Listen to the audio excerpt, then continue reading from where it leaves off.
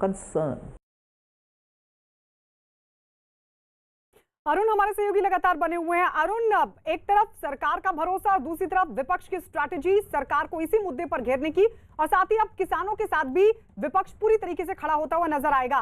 लग रहा है कि जो गतिरोध है सरकार और किसानों के बीच, और एक बार फिर से जो चर्चा की शुरुआत है वो हो पाएगी, डेडलॉक टूट पाएगा कम से कम इन परिस्थितियों में। देखिए, किसानों को सरकार की तरफ से जो ऑफर दिया गया था कि 1.5 से 2 साल तक वो कानून को रद्द कर सकते हैं, कानून अपनी जगह पर कायम नहीं रहेगा, वो लागू नहीं होगा।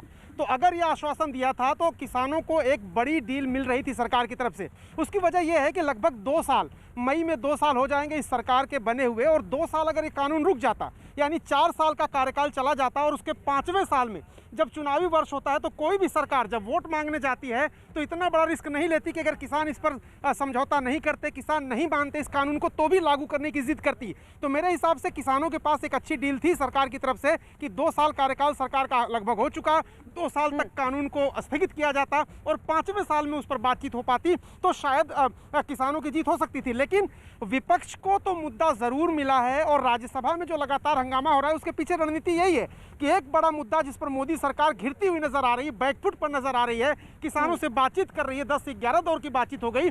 तो जब सरकार बैकफुट पर है तो उसको और ज्यादा पीछे धकेलने के लिए सारे जो विपक्ष के नेता हैं, सारे विपक्ष के दल हैं, वो एकजुट हैं, इकट्ठा हैं और सरकार पर दबाव बनाने की कोशिश कर रहे हैं। तो ये राजनीतिक एक तरह से उनकी रणनीति है।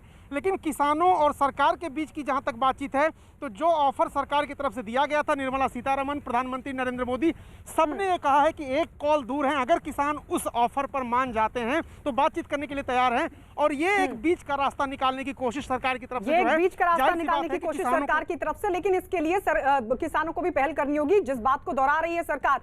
लौटेंगे अरुण आपके पास, शहनवाज क्या कह रहे हैं सुन लेते हैं, क्योंकि बीजेपी ने एक बार फिर से कांग्रेस पर किसानों को उकसाने का आरोप लगा दिया, और बीजेपी के जो प्रवक्ता हैं शहनवाज हुसैन के मुताबिक कुछ लोग चाहते हैं कि किसान आंदोलन खत्म ना हो। शहनवाज का आरोप है कि राहुल गांधी ने कहा था कि वीर तुम बढ़े चलो, और किसान लाल किले की तरफ बढ़ गए। कुछ लोग चाहते हैं किसान सड़क पर रहे, सरकार से बातचीत सफल ना हो, और वो ऐसे लोग बहुत सी बातें कहते हैं। राहुल गांधी जी ने तो कह दिया वीर तुम बढ़े चलो, और किसान लाल किला की तरफ बढ़ गए, और राहुल जी विदेश बढ़ गए। और क्या हुआ? उकसाना आसान है, गुमराह करना आसान है, समझाना मुश्किल होता है। कुछ लोग चाहते हैं किसान सड़क पर रहे, सरकार से बातचीत सफल ना हो, और वो ऐसे लोग बहुत सी बातें कहते हैं। राहुल गांधी जी ने तो कह दिया वीर तुम। अनुराग, एक बार फिर से आरोप बीजेपी की तरफ से कि कुछ लोग हैं जो नहीं चाहते कि आंदोलन खत्म हो। देखिए, मुझे लगता है विपक्ष तो हमेशा ही चाहेगा कि आंदोलन खत्म ना हो, तो ये तो एक तरीके का पॉलिटिकल आरोप इसको कह सकते हैं आप।